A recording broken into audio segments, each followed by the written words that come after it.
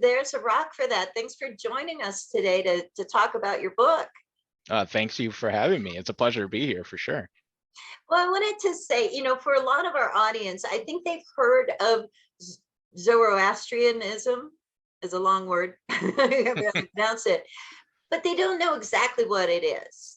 Can you kind of give us like sort of a summary in some way? It's probably Of, pretty vast. no, of course, of course. I think the main issue, especially when we grow up in the upper Western world, we're sort of taught that certain religions are long gone. They're dead. They're of the ancient world. No one believes in them anymore. When in fact, Zoroastrianism, which I was taught that about Zoroastrianism in school. So imagine my surprise when I meet real life Zoroastrians. There's about anywhere between 100,000 to 200,000 remaining in the world, but it used to be the world's largest religion, both by number and by geographic scope. Zoroastrian artifacts and temples have been found all the way from China to Sicily. So, I mean, it was vast all over the place. But Zoroastrianism basically is the ancient Iranian religion that was sort of, how should we say, revived and reformed by Zarathushtra. The West knows by the name of Zoroaster, hence the name Zoroastrianism. The original name of it is Mazda Yazna, which means the worship of Mazda, or the worship of wisdom. And basically, there are three main facets to it. One, it's the Gathas, which is the text I actually translated of the sacred Gathas of Zarathustra in the Old Avestan Canon. And these are the original words composed by Zarathustra and passed down orally for centuries before being compiled and written down during the Sasanian Empire. And these texts speak about ethics, about struggle, about the need to seek wisdom wherever one may find it, how never to close yourself off to esoteric wisdom, to not close yourself off from helping others, being charitable, aiding your fellow person, because there's this deep belief in Zoroastrianism that is the second point, which is frasho kareti. It's an old Avestan word that translates to making perfect. And it's sort of the idea that we are the people that renovate existence. We make it better. We are the ones who have the full responsibility to work together with Ahura Mazda and the other great divinities. Ahura Mazda and the divinities are viewed not as gods to bow down to or anything like that, but they are actually referred to by Zarathustra as best friends, as allies. And the idea is that we, with our own divine sparks as well, are working together with the spiritual unseen realm, which is also sort of like the spiritual realm, the imaginal realm, the invisible realm, in order to perfect existence, so that one day our realms may coalesce together finally out of our own free will. And that goes to the third point, which is Zoroastrianism's core concept that defines it as different from a lot of religions is the importance of choice and free will. We're called to follow the path of Asha, which is good thoughts, good words, and good deeds. But anyone can follow it. Zoroastrianism is viewed as a religion of universal salvation. So that means that no one's going to a permanent hell for ages. It is a tradition where one is viewed as needing to be temporarily purified, perhaps after death. There's a lot of speculation what happens after death, like with any tradition. Yeah. But what's most important to Zoroastrians is the choices we make here in the physical realm, what Zoroastrians in ancient times referred to as the realm, the bony realm, because they described it like the body. The body operates because of its bones, and therefore the world must have bones. And so in this sense, what we do here, the choices we make, they're all on us. A divinity is not guiding us, it can only help us. It doesn't tell us what to do. And therefore we must use our own seeking of wisdom, our own good mind and our good thoughts and our good deeds to go forward and sort of change the world, basically. And how one does that within Zoroastrianism is completely up to the individual or in connection to their own community, basically. What drew you to it? Because it's not like there's a lot of promotion going on, like, hey, join our, so join our religion. I never see their commercials or their telecasts.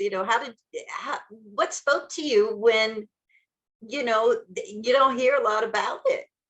Of course. Well, Zoroastrians are very much, I mean, it's interesting you point that out. Zoroastrians are very much sort of like Judaism in the sense that they don't go out and seek converts. It's not a proselytizing religion. It is a promulgating religion in the sense that Zoroastrians will produce works of literature, television, audio, so forth, that sort of show them visibly acting as Zoroastrians. It's more important to act as a Zoroastrian than to believe as a Zoroastrian, according to Zoroastrians. And so it is this belief that they hope will draw people towards wanting to become a Zoroastrian. And it basically is what worked on me. I met my first actual Zoroastrians in around 2014 at the Parliament of the World's Religions in Salt Lake City. Huge interfaith event, 10,000 plus people from 100 plus different religious and spiritual traditions, all gathered together like a giant spiritual agora of sorts. And there I saw the booth for the Federation of Zoroastrian Associations of North America, which is an organization anyone could look up, Fezana, Fezana, and they sort of are the loose confederation of Zoroastrian centers that exists in North America. I talked to them, they gave me some literature, they were very nice to me, and I went to see one of their rituals. I went home, I poured over the literature, and I basically became addicted. One of the first things I read is actually the book I translated, which was the Gathas of Zarathushtra. And from there on out, I sought everything I could, talked to a Mobed, that's the name for a Zoroastrian priest, and they helped me to undergo the conversion process known as Setre Pushi, or a Navjot, which is sort of an initiation into the faith that you do before the fire, which Zoroastrians view. I mean, you probably heard Zoroastrians being associated with fire or fire worship, and that is a part of it. The flame. Yeah, That's what I've exactly. heard. And I just thought that was beautiful. Yeah, the flame represents not just divinity and wisdom, but it sort of represents the warmth of the home, the sort of like the human spirit, the drive of us to do better, be better. And so all Zoroastrians make their pledges to be Zoroastrian in front of this fire.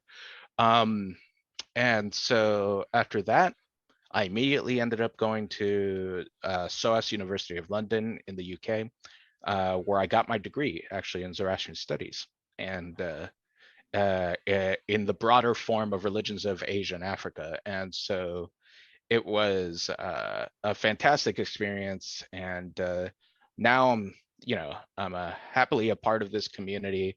But the beautiful thing also about Zoroastrianism, like I said, it teaches you to seek wisdom everywhere. I'm not just a Zoroastrian. I'm also a part of different spiritual communities. I'm a part of, engaged with different philosophies, ideologies, and everything, because that's what we're called to do. And so it's lovely to be with part of such an open and multi-religious tradition like that, for sure. Wow. It really is. It's interesting because listening to you describe it that way, I think it's a really fine point, right? That I'm addicted to Dr. Bart Ehrman, who is a New Testament, great scholar. Oh my gosh, he's fantastic, right? And he wrote about how what led to the huge triumph of Christianity or success was, one, because it was evangelical. And so they're going out, they're recruiting and everything. And also, two, it was exclusive. You couldn't be pagan and, Christian. You couldn't be pagan and Jew, or Jewish and Christian. You had to be just the one. And so I think it's really kind of a beautiful concept that you can have that ability to connect to other faiths, to explore other faiths as well, and still, maintain your, your connection and your belief, but I think because the world was overtaken by this other religion that wasn't like that, Yeah. I think it's a weird concept for people. Well, And yeah. Oh, sorry to cut you off. Go right no, ahead. no, go ahead. I was just going to say, what do you think? Well, the beautiful thing I've always considered about Zoroastrianism is exactly is that meeting point. I mean, it's very much a Silk Road religion in that sense. It's the meeting point of all the ideas of the West and all the ideas of the East, of the Indian subcontinent, of say the Siberian shamans of the North and what have you, the steppe riders of Mongolia and Central Asia, and all the various traders of Arabia, and so forth, also have coalesced together. Even though Zoroastrianism is believed by many scholars to be the oldest continuously practiced religion that we still have, it has survived through almost 4,000 plus years of history, which is astonishing, especially considering it went from the world's largest religion to one of the world's smallest now, and still manages to thrive. And it's I think I've always found it fascinating, especially looking at its history, is wherever it went, it didn't try to stamp out any of the religions that were there. The famous Cyrus the Great, who was a Zoroastrian, when he conquered Babylon, first thing he did was raise the Babylonian god Marduk up to a higher place in the Babylonian pantheon, built temples for him, worshipped at his temples.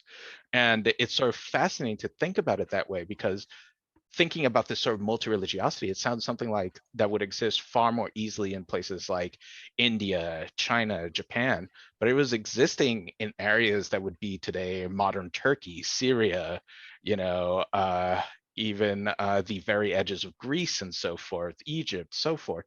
And there was this sort of mixture and adaptation that said, your gods are good too. They're not horrible gods that are destroying people or anything like that. Let us welcome them. They deserve the worship. In Zoroastrianism, there's a term for such divinities, and it's called yazata. And yazata means worthy of worship. And it was, I joke, it was a sort of spiritual filter that Zoroastrians viewed the world with. And still do, where it's, if this god or if this religion or this spiritual tradition doesn't encourage people to go out and harm and steal, murder, destroy, then it must be good. Why not? Let's engage with it. Let us welcome it into the fold. And that's what allowed Zoroastrians to survive. Because even to this day, say in parts of Iran, they still incorporate Sufi customs. I mean, Sufism is heavily inspired by Zoroastrianism in many ways. And in India, you see Zoroastrians celebrating on the feast days of, of different deities there, including Ganesh, one of the most popular deities amongst the Parsi Zoroastrians, who do engage with Hindu religion and culture, and that influence definitely is there for sure. So Amazing. that's what sort of has kept it alive. I mean, and for such a small community, they've made a huge impact. Most of the world's vaccinations pre and during COVID were provided actually by the Serum Institute, which is run by Zoroastrians, because they wanted to make sure to produce actual remedies and cures for folks at the lowest cost possible without as much corporate or government interference. And also the world famous Freddie Mercury was himself a Zoroastrian. Yes, I wanted to ask about Freddie Mercury. He's like the most famous one anybody thinks of. Of course. And I always, oh, go ahead. yeah, no, I was going to say, because also, people are curious about that, of how his own lifestyle was accepted in that family, because Yes. with what's the social aspect of it, of a religion that's so ancient, when maybe people and social norms and lifestyle choices were maybe more limited. Uh, yeah. How does that work? Can you be anybody? Can you love anybody? Can you be anybody and still be accepted? Yes, I mean, that's one of the interesting things sort of Zoroastrianism. I would say that Freddie Mercury lived a very sort of Zoroastrian life. In particular, Zoroastrianism calls people to sort of spread joy, live a life of joy. Mm. And I mean, Freddie definitely lived that for sure. His real name, when he wasn't performing, was Farouk Bulsara, which is a very Persian name for sure. Yeah. And he would always refer to himself as a Persian peacock, a Persian popinjay. And I mean, definitely was proud of his heritage. And one of the things is, I know there was a recent movie, Bohemian Rhapsody, that sort of displayed his family having conflict with him about his lifestyle and Yeah, a his little bit. sexuality. Yeah, but that was actually not true, interestingly enough. I've actually had the pleasure to meet his sister, and it's Wow. the way she tells me is the family was very supportive of Freddie and his life, of his ambitions and everything, and encouraged him consistently. And even to the end, Freddie considered himself a faithful Zoroastrian. And one of his last albums, I think it was the last album, was written, including some of the lyrics from it, after rereading the very text I translated, the Gathas of Zarathushtra. So, yeah, I mean, it's Freddie's a good example of sort of someone openly living as a Zoroastrian, but also not, you know, showing up at concerts and say, not to denigrate, Christian brethren, but pulling out the Bible and saying everyone must convert, or this is the Right. true Lord, and etc. He was just happy to live as one, as opposed to demanding others live as he does as well. No, that's beautiful, and what a great example. Here's the thing that I thought about reading your book, and that is like, oh my gosh, what a what a enormous task that is, because you're working with Avestan, which is a language that was mostly oral, right? Do Mhm. we even know exactly, like, we don't have the Rosetta Stone, right, for that Yeah. language. And then not only that, you're talking about poetry. I'm a poet myself, and I read, I'm a Polish and German linguist, and I've read, translations of poetry going to English, and it's so hard to not lose the rhythm, lose the beauty, lose the essence of it.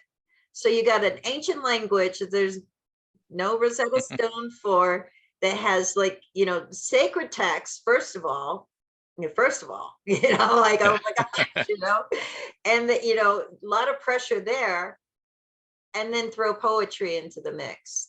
So Oh, how did you absolutely. survive? How Well, did you do it, this?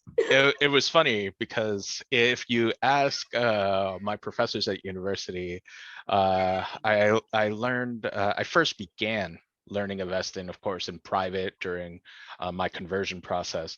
But then I started taking formal classes under the great Dr. Amut Hinze, who is herself probably one of the most respective scholars of Avestan, which was intimidating, of course, to take an Avestan class with her.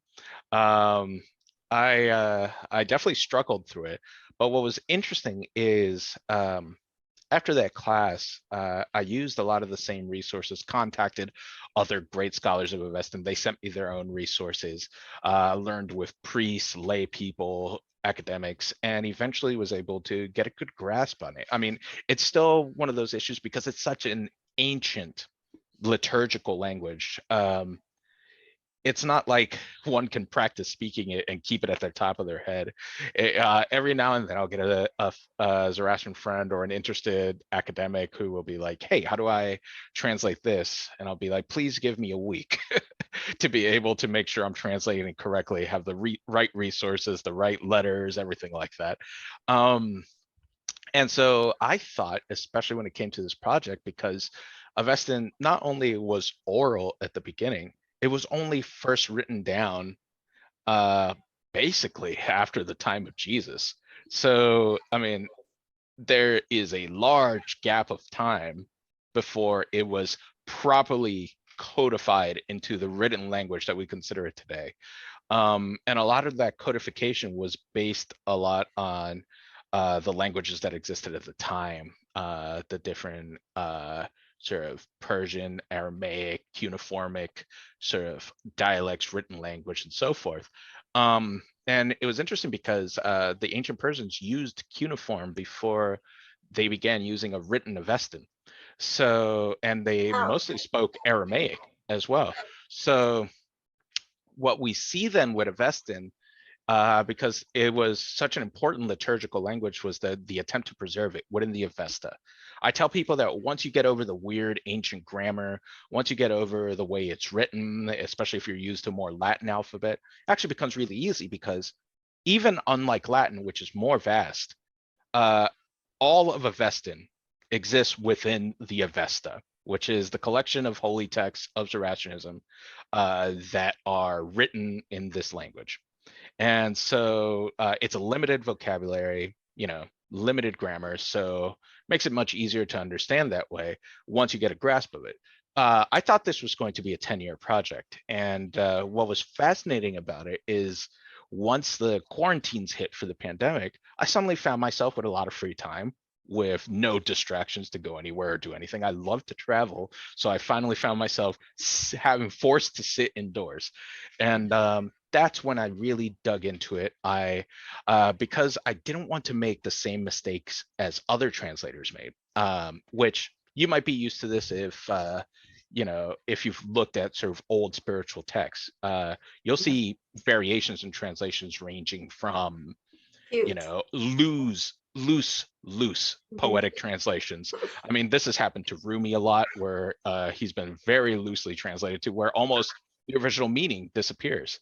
Yeah. And so what you get instead is sort of spiritual agendas, political agendas, and sadly, the sort of sexism and racism of the time sort of interpolated in to our otherwise beautiful mystical texts.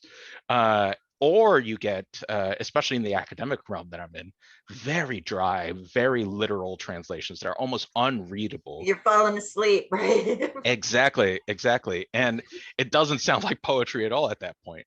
So what I did is not only consulted with academics and 25 plus different translations of the Gathas, I also looked at poetry at around the same time of the Iranic culture and surrounding cultures.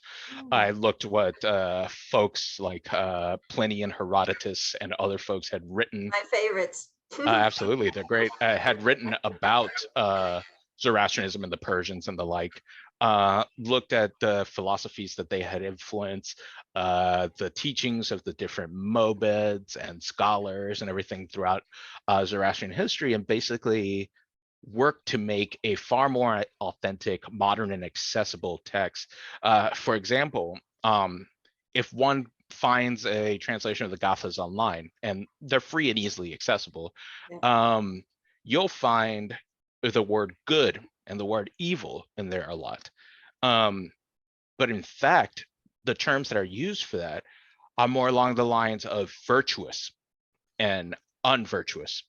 Oh, Mostly because in the ancient world, I mean, especially reading Greek philosophers, virtue mattered a lot.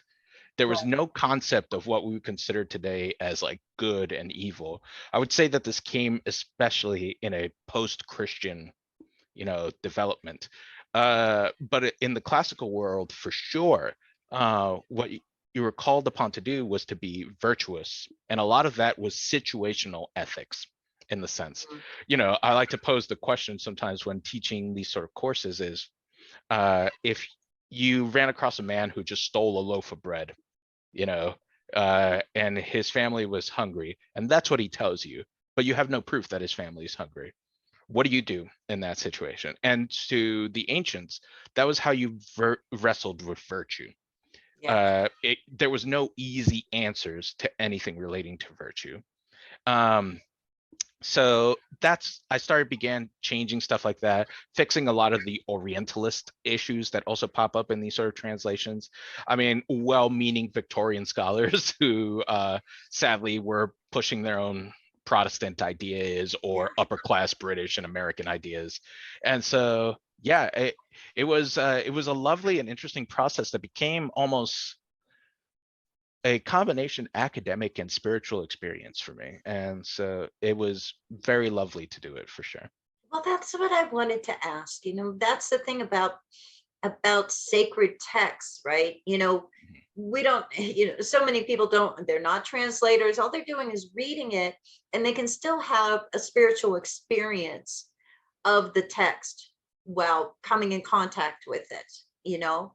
Um, did that happen to you? Did you have like a, like, like, I Oh don't yeah. know what it sounds like, like, a moment like that.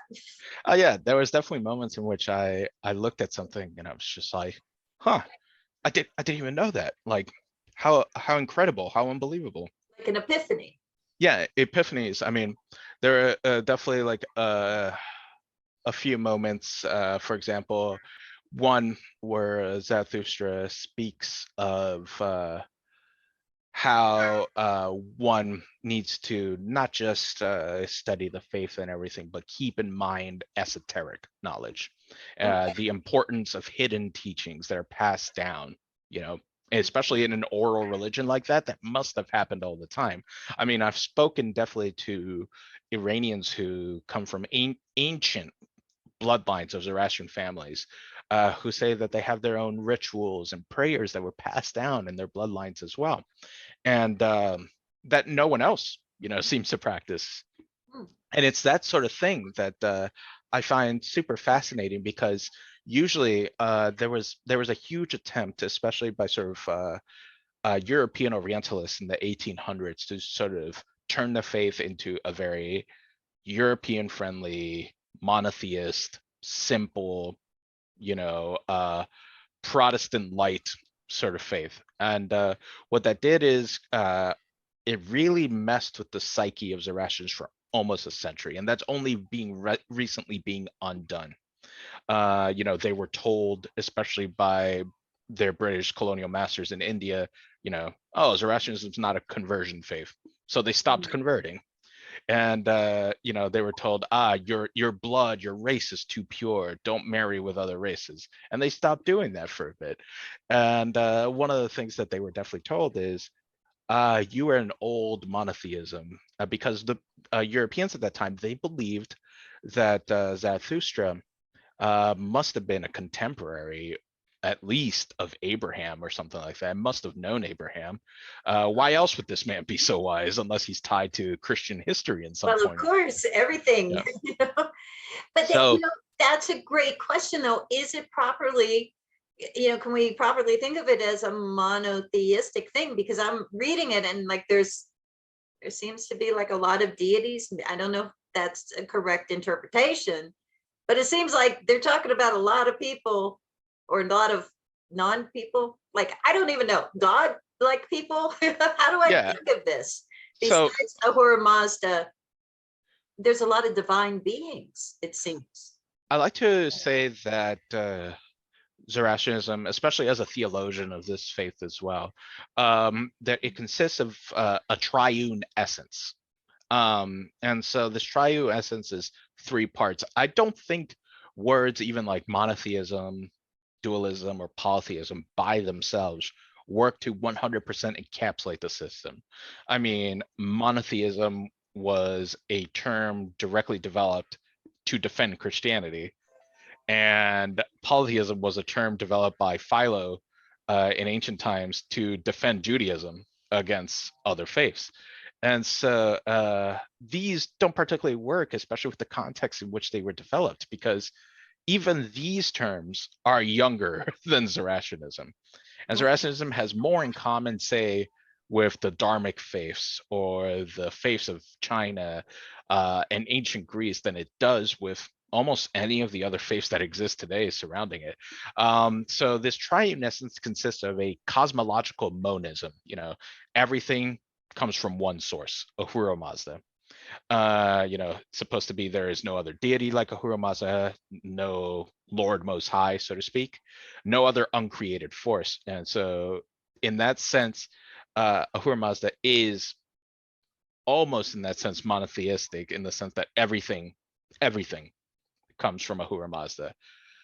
And so according to this path of Asha, there is an ethical dualism. There's virtue and there's unvirtue. And so you either follow the threefold path of Asha, of good thoughts, good words, good deeds, or you don't. And in that sense, there is a dualism there as well, just like there is a monism or light monotheism of sorts. But there is also polytheism, what I call metaphysical polytheism. And I'll read a section of something I wrote that kind of explains this a little bit, which is underneath the beautiful and diverse layers of the cosmos, whether physical or mental, lie the forces that guide it in service of Ahura Mazda. These forces are thus powered by this life force of the universe known as Asha, that have manifested themselves in various forms, especially through the human imagination, where we can best understand them. We're supposed to be surrounded by them, unseen, in both the spiritual and the physical realms. And so what these are is emanations of Ahura Mazda that are similar in essence, but different in nature. So for example, Zoroastrians venerate Anahita, who is the waters. All waters that exist are Anahita, and is also the divine stream of consciousness and of wisdom is Anahita. And also Anahita is Ayazata, its own deity. So back then in religions like this, it's totally different of how we think of divinity nowadays, which is this is one divinity, like Thor is god of thunder. But in reality, it wasn't that way at all. Thor was thunder, but was also Thor, and was also not Thor, but a representation of another thing. And so, and the same thing, you see this in the language of Avestan. One word can mean 5 different things sometimes. And it's used in those contexts to mean multiple things at the same time, because the ancients weren't thinking with just one word at a time, one concept, one singular mode of thought. They were what I like to call polymental, in the sense that they I were like that. holding, Polymental. oh yeah, they hold multiple strains of thought, even conflicting ones at the same time about the same topic. Asha can mean righteousness, this life force of the universe, order, truth, reality, existence, doing virtuous acts, virtue itself. And that's just one word encapsulating all those things. And so, yeah, I mean, Zoroastrianism can't be easily pinned down by any of these, but at the same time, it is all of these, and at the same time, none of them. And so that's Kind of its own thing. exactly. And that sort of smashing of East and West is sort of what has created the way Zoroastrianism has developed and initially was formed, for sure. Well, and we like to, I think, always we encounter things and we try to relate it. Oh, it's like this, or it belongs in this box. These are the monotheistic religions. This is that, Mm-hmm. and I think, so much nuance is lost in that. You know, it's funny, this is called There's a Rock for That. So we do talk about rocks and stuff. And I had found this story about the priests in the Sassanid era that was credited for collating the Avesta text. And it was said that he went through like these sort of 9 experiences of having molten burning zinc put on his chest. Mm-hmm. And to prove that this text was good.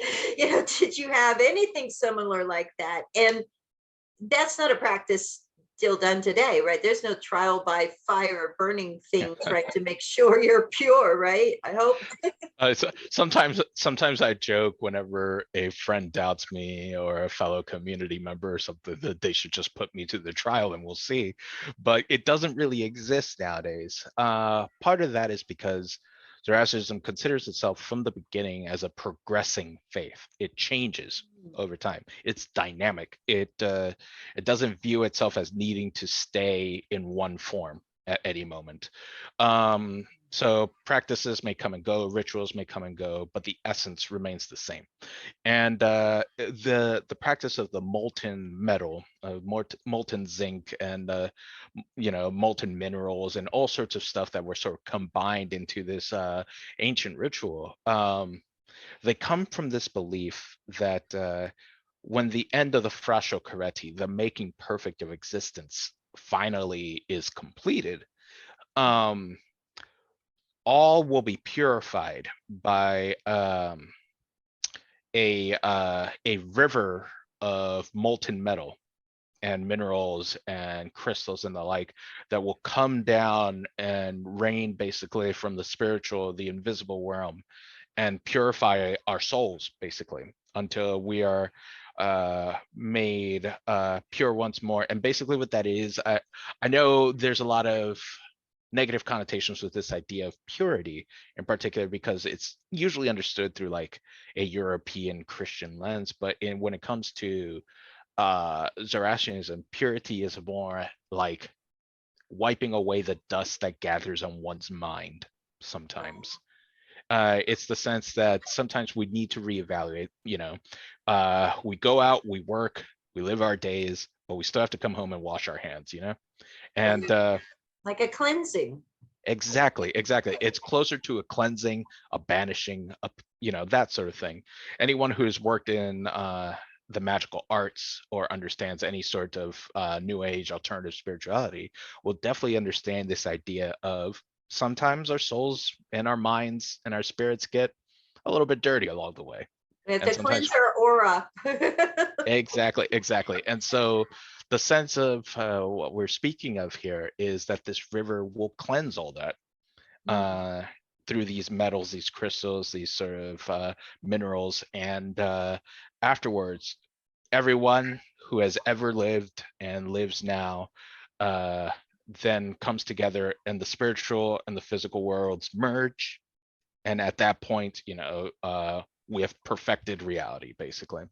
And so the idea of ancient Iranians was, well, if it can happen this way spiritually, if this is a cosmological lesson that we have, perhaps we can try it to seek honesty, because to Zoroastrians, honesty is crucial. They believe that telling lies only helps to spread what is known as the druge, sort of an anti-life, Right. anti-joy. And druge itself translates to as the lie. It's sort of the illusion of existence, like comparable to Maya in Hindu and Buddhist Yeah. traditions. And so in this sense, one fights against the druge by being truthful, by being honest, not just to others, but to oneself. And so by undergoing such a, I would say risky and dangerous ritual, like having molten metal poured upon your chest, it was a sort of way of saying, I am who I am. I am honest. I speak truthfully. To the point that they were willing to do that. And many times, I would say it seemed like an unnecessary venture in the sense that people would probably be like, well, if he's willing to go through it, he must be telling the truth, Yeah, I believe Uh, you. Right. but some did go through it, as noted by some of the ancient texts, or they may just have claimed it. Despite what the religion teaches, people are still people. Some people may lie. And not Uh, always. Yeah, 100%. exactly, but there is definitely an element to it that it's supposed to represent this sort of metaphysical idea of how there is a healing element definitely in every element of existence. Zoroastrians are called to venerate and worship all things, basically. The waters, the fires, the trees, the earth, the moon, the sun, the stars in the sky. And part of that also includes metals. Um, one of the direct manifestations of Ahura Mazda, which are known as the Amesha Specta, which translates to the bountiful immortals. These are direct manifestations of Ahura Mazda in various ways, and they're sort of like personality traits also that people should take on. So one of them is Shastravarya, and Shastravarya is what's known. It translates loosely to sort of spiritual sovereignty, sort of knowing who you are, your place in existence, wanting to create a world that in which, the sovereignty of Asha exists, in which, people are able to make their own choices and they're good choices and stuff like that, where the sovereignty of Ahura Mazda is sort of guaranteed without having to enforce the iron will in the way that a lot of other deities and systems tend to push. But Yeah. the interesting thing about this Amesha Spenta is that his designated protection in that what this Amesha Spenta is said to protect and bless is metals. And so metals and minerals and things that come out of the earth that aren't grown by us, but are directly developed by nature itself. So it could be anything from iron to quartz and everything in between. And so that's always been very fascinating to me, especially viewers and listeners of your channel no doubt have an interest in sort of Oh, rocks and absolutely. minerals. And to Zoroastrians, especially in ancient times, these rocks and minerals and everything wear their way not just to sort of guarantee truth, but to remind them of truth and their responsibility and everything. And so the rocks, the minerals, the animals, the trees, the flora, the fauna, these were reminders. They weren't thought of as, like, say, in Shinto, the idea of like having, us being spirits themselves, were they? It's sort of once again, it's a sort of blend, almost a middle ground between the two. It acts as a reminder, but at the same time, it is also sacred. Ancient Zoroastrians, for example, let's use water again. Ancient Zoroastrians refused to pollute water. They, to the point that they wouldn't even bathe in rivers. Wow. Sometimes they would take the water out and would, bathe themselves on the ground. They are so against polluting the elements that in ancient times Zoroastrians wouldn't even be buried in the ground.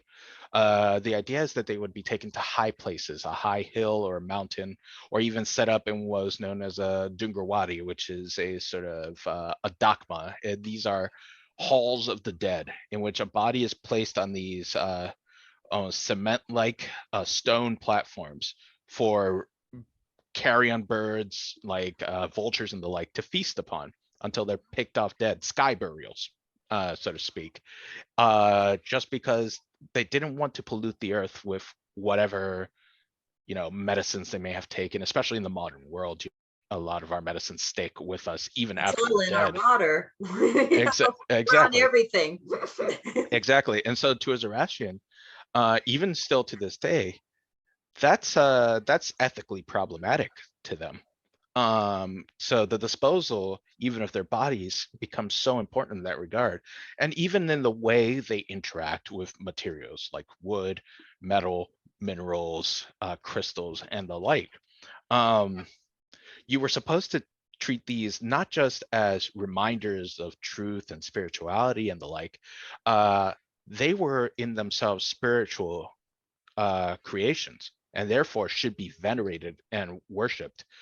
Um, to the point, and let me see if I can bring up a section in which, in the Yasnahatangaiti, which is the original liturgy of the first Zoroastrian community, basically Zoroastrians are exhorted to worship and venerate the various elements that they come across in the world. And let me see here. Yes, and part of that has to do with the fact that to Zarathustra and to all of these different teachers and lay people and whatnot of Zoroastrianism, um, our world, a lot of other traditions teach that the material world is dangerous, that it has issues, that it cannot be trusted, that we must escape from it. But Yeah. to Zoroastrians is no, actually, life is great. The world is fantastic. It just needs a little bit of tweaking and fixing here and there. Everything's working as it should, Mm. but there's no desire. Uh, I guess I joke that the most antithetical tradition to Zoroastrianism sometimes are the very severe forms, and not all forms, but the very severe forms of Buddhism. They're all about asceticism, denying oneself, Denial, yeah. escaping from the cycle of life. Whereas to a Zoroastrian, uh, none of that is important. This life is great, and our responsibility is to make it even better, to make it even more joyous, more comfortable, more How do happy for they everyone. how do they feel then about, since you bring up Buddhism, how do they feel about that idea of attachment? Like, is it okay to want things? Is it okay to desire? Is it okay to get attached? It is. And part of that is Zoroastrians deny that escape of any kind, one, is possible, and two, is worthy of seeking. Because we must wrestle with who we are in order to live full and righteous lives, and not just that, to create a full and righteous world. So, for example, a Zoroastrian would not turn down their desires. It's a fairly sex positive faith. It is a faith that has spiritually and recreationally experimented with alcohol. I mean, Zoroastrians are big wine drinkers. Um, it has experimented with marijuana, even These are to my the kind of people. every time I tell people any of this, they see that. But the point is that joy can take many different forms, but also there is a movement within Zoroastrianism that has existed since near the beginning. Are you familiar with sort of the dervishes? Yes. Okay, so the dervishes actually descend directly from a similar movement within Zoroastrianism of the dervishes. And so these dervishes, they believed that one should not deny themselves anything, but at the same time, one should not poison themselves by exceeding too much in something. So they Right. followed a So not getting excessive, not like yeah, overdoing it. yeah. So they followed a path of, you know, pleasure and love and reality in moderation. Everything in moderation. You didn't have to That's deny very Greek, yourself. isn't it? Yes, yes, yes. And that's why I mean, especially if you read the works of Plato and the Neoplatonists and everything like that, you end up seeing a lot of this Zoroastrian content in there. I mean, even Plato was accused by contemporaries as just having wholesale lifted his philosophy from Zarathustra. I don't believe that. I do think he was influenced and probably learned in some of the fire temples and the like, but there is this element, especially among, say, like the Epicureans and the Stoics and everything, of this sort of moderation in life, and not just a moderation of the body, but a moderation of the mind and the spirit as well. Yeah, In like don't that, get too carried away. Right. exactly, it's in the sense of Zoroastrians are taught that we live in two worlds, the spiritual and the physical, because conscious beings are the connecting point of these two worlds, and that connecting point is the mind, which allows us to, when we sleep, travel to the spiritual world in our dreams, and then when we are awake, to imagine. And that's what makes us completely different from other beings that are not at our level of consciousness yet. Um, but us as fully conscious beings, we kind of see things that aren't real yet.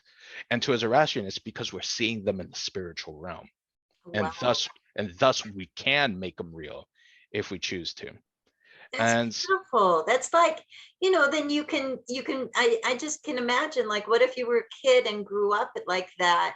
And you use your imagination and you had all these things, you're not going to have somebody say, like, don't do it, it's not real, stop being silly. Is that the way to look at it, in a sense, that there's that openness to there creative imagination? there is. Zoroastrians have gone into so many various fields. My friends are all over the place when it comes to what they do. Uh, Recently in July, we had the World Zoroastrian Congress in New York, in which around about 1,200, 1,500 Zoroastrians basically gathered together under one roof. And it was sort of interesting because I, I mean, it's hard to imagine any other devout community that has a combination of pious priests, learned theologians, um, friendly atheists who still say, I am a Zoroastrian because I practice good thoughts, good words, good deeds, um, to have artists, architects, successful businessmen. We even had British nobility who were Zoroastrians there. We had, poor college students trying to afford their next meal. We had doctors, actors, and so forth. And all of them were able to say and be accepted by one another in saying that they are Zoroastrian. Wow. And so it's because the belief of a Zoroastrian is, even if you conflict in opinions, even if you have a completely different idea of what this faith is from each other, the important part is that you're following the path of Asha, that you've declared yourself an enemy of the Druge, of the lie, and therefore you live by good thoughts, good words, and good deeds. You have undergone the initiation. To another Zoroastrian, it doesn't really matter how you believe, but how you live is what matters most. And so that's why you can have this sort of diversity of thought, this encouragement of be who you want to be, do what you want to do, but don't forget to follow this path as you do it. It will be your ethical guide as you go along. A lot of my friends were raised that way, and it's really interesting to me because even the ones that you think are not that much into religion, like I have one friend who's really big into bodybuilding and anime and that sort of stuff, and he doesn't really talk about spirituality, but to a Zoroastrian, he would be a pious, good person for following this path of Asha, for practicing good thoughts, good words, good deeds, for donating to charity, for helping those in need. For he even donates, his time as a gym trainer, to help others in developing their bodies for free, and so on. And that is what I've been saying before. Living as a Zoroastrian is more important than you know believing as a Zoroastrian a lot of the times, because Zoroastrians will believe different things. I joke, if you go into a room, you ask 10 Zoroastrians what they believe, you will get 12 different opinions. And I think personally that's beautiful, because Yeah. there's a strength in diversity and a beauty in diversity instead of uniformity of thought. Yeah. And a unity and diversity too, it sounds like. Absolutely. you Yes, know yes. and and so the book is called The Sacred Gathas, right? Am I Hmm. saying it right? Of Zarathustra. How do you say, could you say it? Oh, no worries, no worries. So it's the sacred Gathas of Zarathustra and the old Avestan canon. And this encapsulates everything that Zarathustra himself composed, the founder of the faith, and also what the first Zoroastrian community believed and practiced as well. And before we continue, I found that line from the Gathas in particular that I wanted to share with you.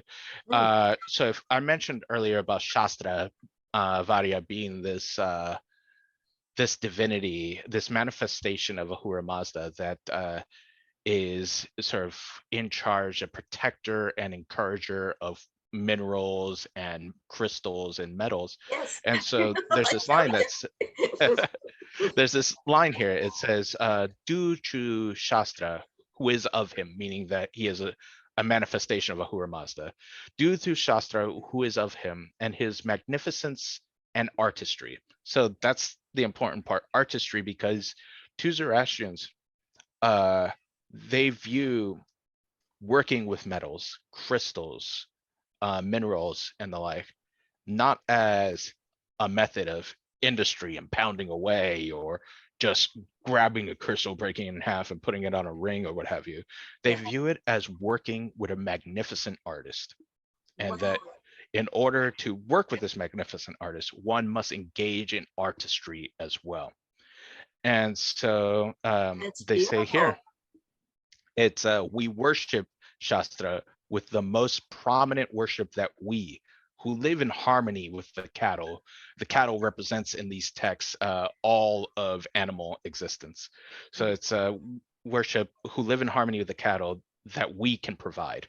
So this line, which is in the first Zoroastrian liturgy, makes very clear that to Zoroastrians, there is a spiritual, esoteric, real nature to crystals, to rocks, to metals, to minerals that usually is not found in many other traditions. And therefore, in order to work with them, to gain their benefits, we must acknowledge their magnificence, and also the fact that they are great artists in and out of themselves.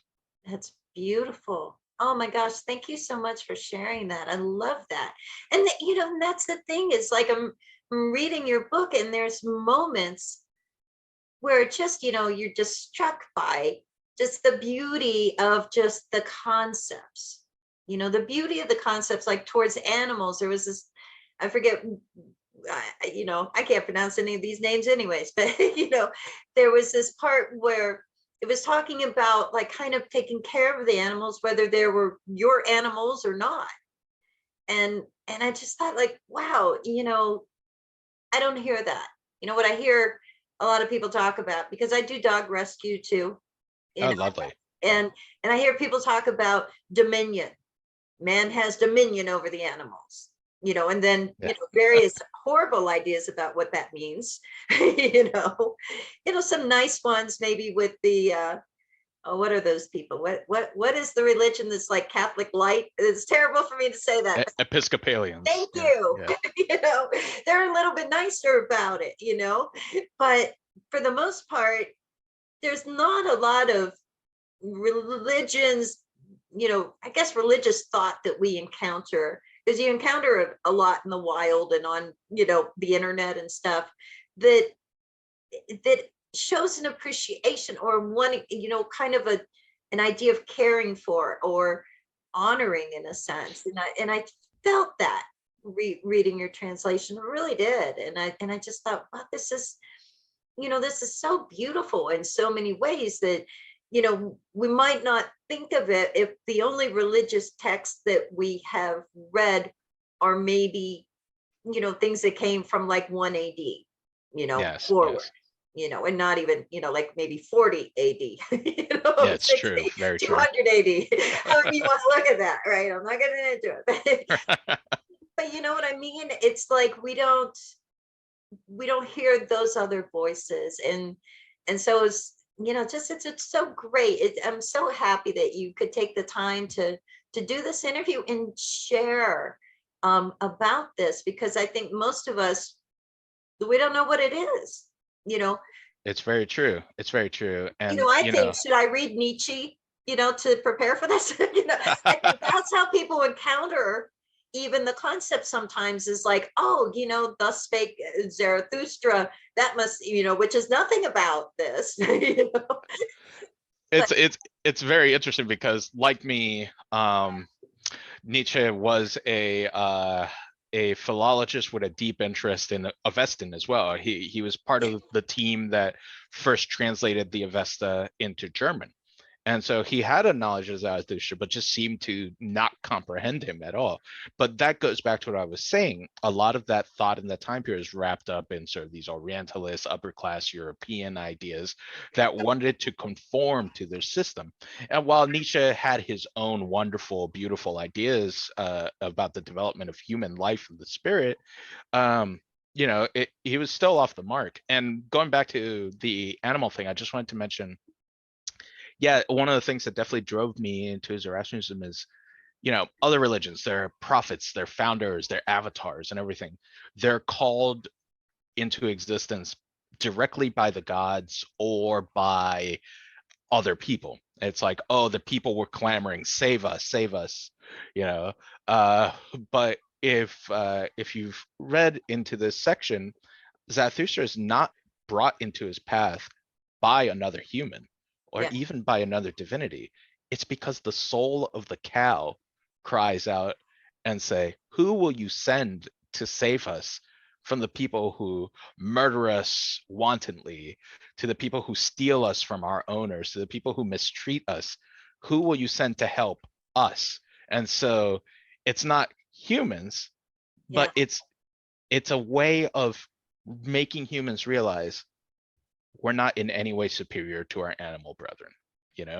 We are part and parcel of the same system, and so they're the ones who get to call for a prophet this time. Yeah. And Is I that think that's wonderful. is that unique to Zoroastrianism? It Is is that, rather unique. Out of all the major religions of the world, and even many of the minor ones, Zarathustra was one of the only ones to have been called to his mission because of how animals were being treated. yeah, that blows my mind. That really blows my mind. I almost feel like you should lead with that, like you could get like a whole like following, like it could become like the leading like vegetarian vegan religion, just the thought, you know. I know they don't proselytize, but you could advertise. I know what you mean, for sure. But the book is going to be out and available when and where for everybody. Yes, so the Sacred Gathas of Zarathustra and the Old Avestan Canon will be available on almost any digital book marketplace. Whether you choose to use Amazon or not, that's probably the most easily available place, but you can also find it at places like Barnes and Nobles, uh, at physical stores, and also online. If they don't have it at physical stores, just tell the store to order for you. They have it in stock for sure. And if you want to find other places as well, there's like Book Depository and so forth. And it can be, no doubt it will be carried in a whole bunch of different physical stores, especially metaphysical stores, spiritual stores, and the like. If you don't see it there, of course, just ask the owner to carry it. But easiest place to find the Sacred Gathas of Zarathustra and the Old Avestan Canon would be on Amazon. Whether that's Amazon US, Canada, UK, India, what have you. And also, if you want to learn more about Zoroastrianism, I have a website which is mazdayasni.com. That's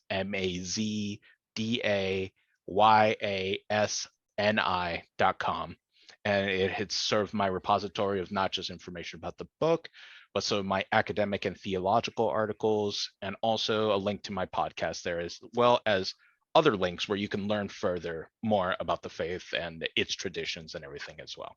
Oh, that's perfect. And we'll put the links in the description on the show page and on the video too. And Pablo, thank you so much. This has just been so delightful to get to connect with you and hear all this stuff and reading your book. I just, it's the kind of book that it's not like a novel exactly, It's true.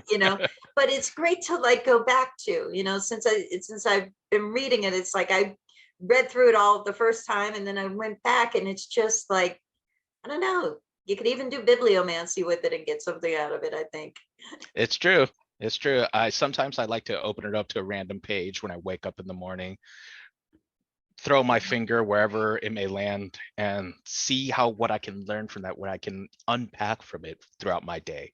And And I it's, recommend it to anyone who picks up the book for sure. and get a special gratitude to you for taking something like this and making it so accessible and so understandable and still so moving. I think that's a feat. That's more than just translation. That's more than Thank just you. writing. It's you've got some real talents there, Mister. Thank you. I only did part of the work. It was Mr. Zarathushtra 4,000 years ago who did most of it. Well, if he was here and would do my show, I would thank him too. But thanks so much, and you got to come back. Translate something else, write something. Let me know. Of course, of Talk to course. you again. It's been an absolute pleasure, and definitely I can't wait to be back on the show sometime for sure. All right. Bye bye. Bye-bye.